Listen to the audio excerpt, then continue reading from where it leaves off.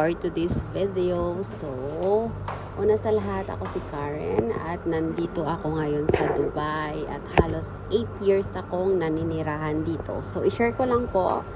Ngayon, wala akong pasok. So, pupunta ako sa aking kaibigan. Malapit lang siya dito sa aking room. So, papasyal ako doon. Sa tuwing wala akong pasok, doon ako pumupunta sa kanya. Meron siyang flat, malapit lang dito sa amin. So, ngayon, aura muna tayo. Yan. So, sobrang init ngayon dito sa Dubai. Alam niyo ba kung kung ilang temperature ngayon dito?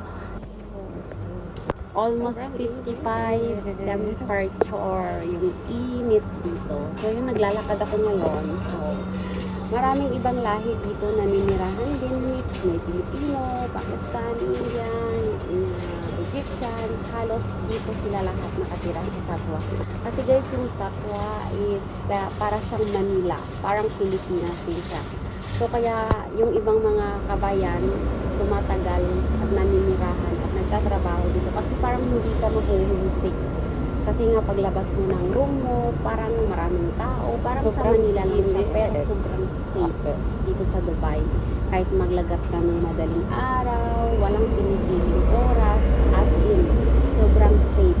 At saka kahit ilagay mo yung mga gamit mo sa tabi-tabi, walang mawawala. So, maraming kabayang nagbebenta din dito. So, dumaan ako ng mais kasi ito yung aming handisal.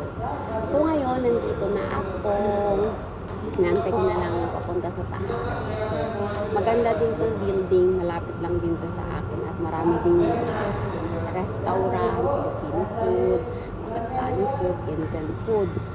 So, pag dito kayo magtatrabaho, as in hindi nyo mapipil yung homesick. Lalo na sa mga pagkain Pinoy. Sobrang dami dito. At mura lang din naman siya. Yung mahal lang dito sa Dubai is yung room. Sobrang mahal ng kwarto. As in libo.